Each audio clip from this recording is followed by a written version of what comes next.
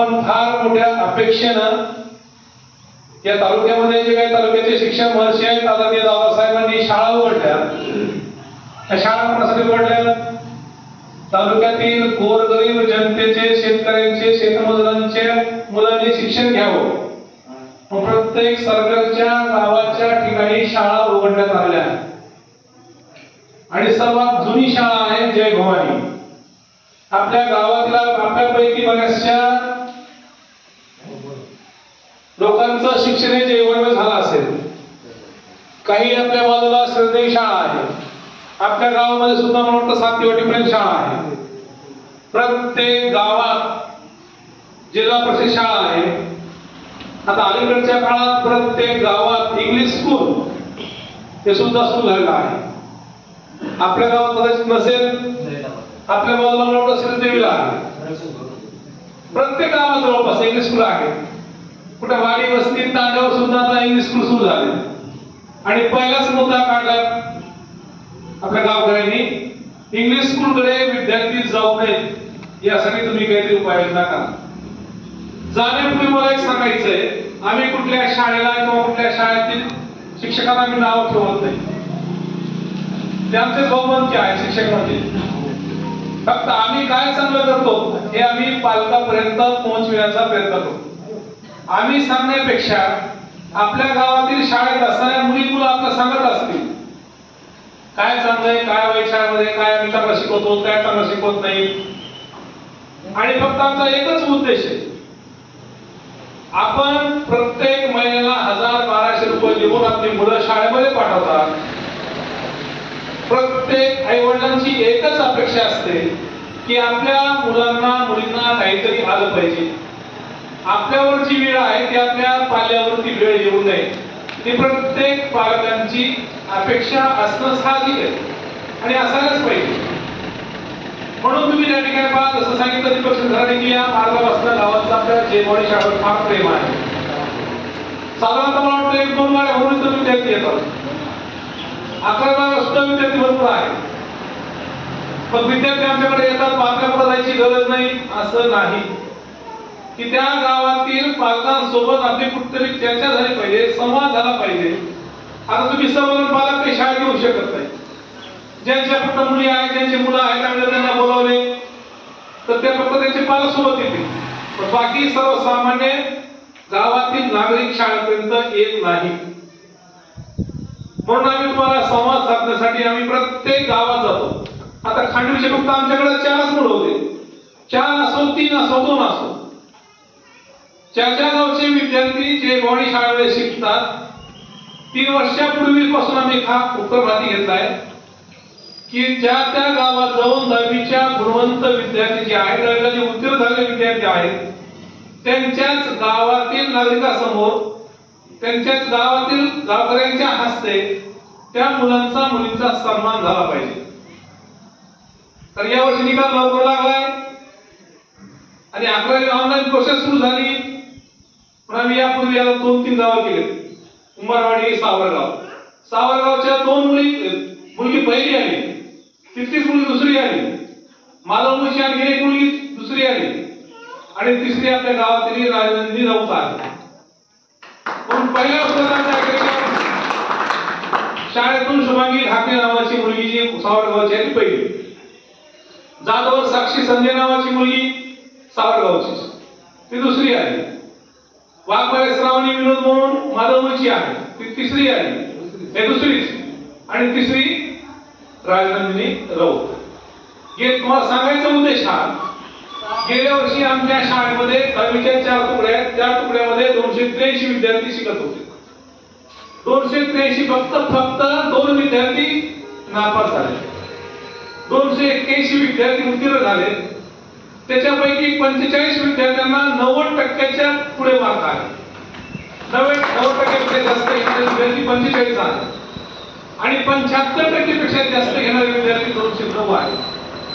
आणि 57 विद्यार्थी हे प्रथम श्रेणीमध्ये फर्स्ट क्लास मध्ये आहेत. म्हणजे सर्व आपली मुलं जी आहेत भविष्यामध्ये आपण हे सर्व काही कमवतो तर कशासाठी? आपल्या पाल्यासाठी, मुलांसाठी, मुलीसाठी.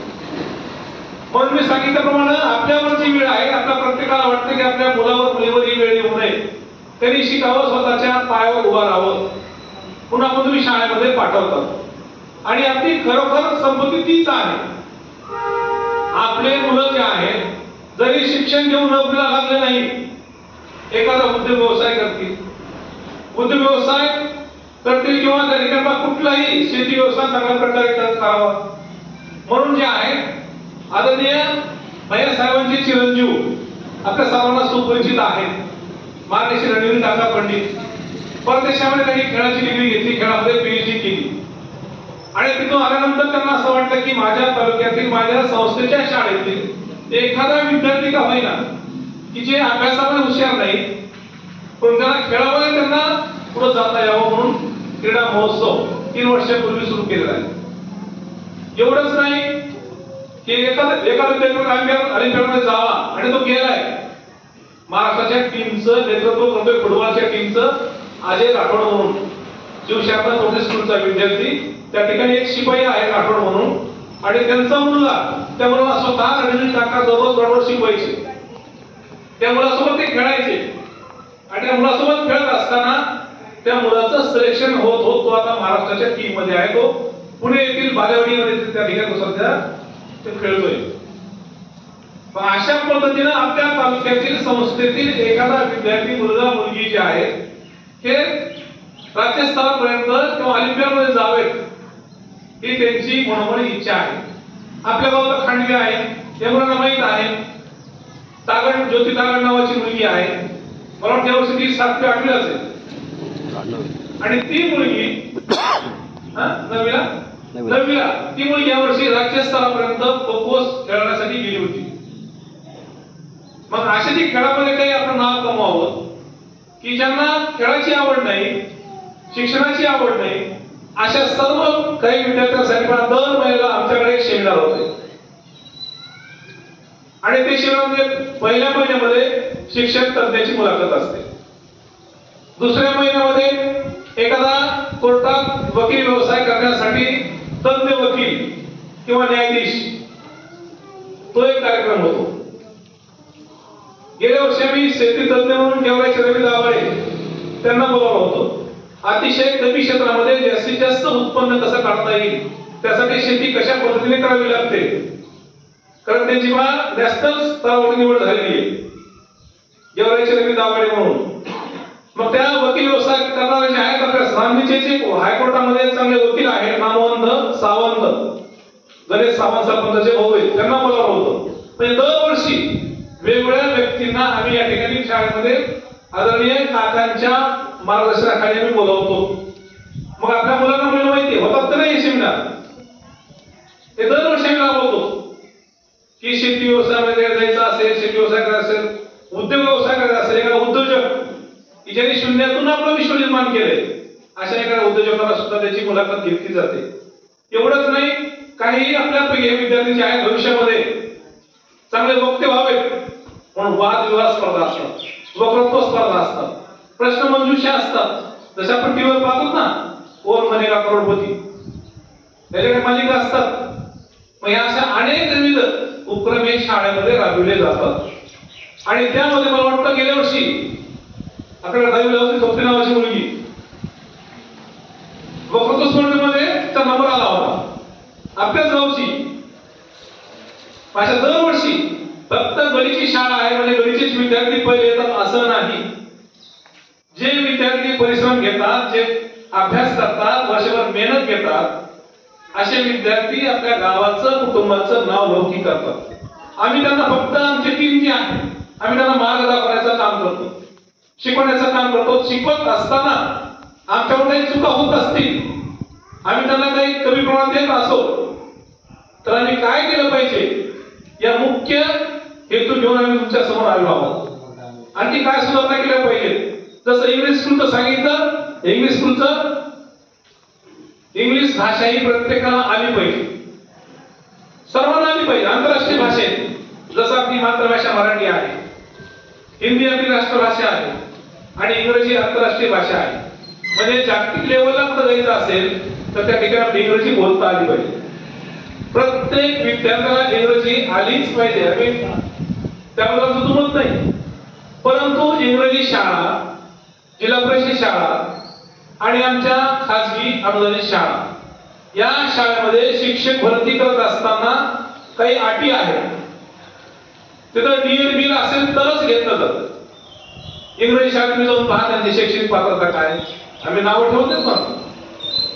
इंग्रजी शाळेमध्ये शिकवणारे शिक्षक जे आहेत त्यांची शैक्षणिक पात्रता काहीचे डीएड असतंय, काहीचे डीएड नसतंय, काही फक्त 12वी पास झाले असतात, काही ग्रॅज्युएट झाले असतंय, बीएड नसतंय. आणि मग आपल्याला वाटतं की आपला लहान बालक जो आहे, आपण जेव्हा एलकेजी युकेजीला टाकतो, पहिलीच्या वर्गात टाकतो, तो बोबड्या भाषेमध्ये चांगल्या प्रकारचे राईम्स म्हणतो, कविता म्हणतो. सुरुवातीची कविता कोणती ती? Johnny Johnny yes papa, eating sugar no पप्पा. जर बोबड्याला बोललं की आपल्याला वाटतं अरे वा, आपल्या मुलाला 2 दिवसात कविता पाठ झाली, म्हणजे शाळा फार चांगली आहे, शाळेचा युनिफॉर्म चांगला आहे, सॉक्स, बूट, टाय, तर दप्तर कितीतरी खर्च होतो. त्या तुलनेमध्ये आपल्या शाळेत सांगितले की विनाशुल्क, विनामूल्य 12 महिने ज्यादा तास शिकवतात. आम्ही 1 रुपया घेत नाही, तर आम्हाला शासन पगार देते. आणि आमच्याकडं देखरेख करण्यासाठी साहेबांचं लक्ष असतं, जे वंच लक्ष आहे. आणि आता अलीकडे 3 वर्षापासून तर रणनीतांक प्रतिलाले बाहेर जाऊन येणाऱ्या मुलींसाठी मुलींना कोणी त्रास देतोय का म्हणून पृथ्वीराज पंडित सारख्या नामात बोलतात. आणि आम्ही सुद्धा त्या ठिकाणी जे आहे की आदरणीय रणनीतांकाच्या शाळेत सारखं ग्रामीण भागातील विद्यार्थ्यांची काही अडचण आहे का, त्यांच्या पालकांची काही अडचण आहे का, सातत्यानं आम्हाला आमच्या मीटिंग मध्ये विचारतात की हे जे मुलं येतात त्यांना शिक्षण चांगल्या प्रकारचं मिळालं पाहिजे आणि आपण दिलं पाहिजे. तर हे जे आपल्या संस्थेच्या शाळांमध्ये हा बदल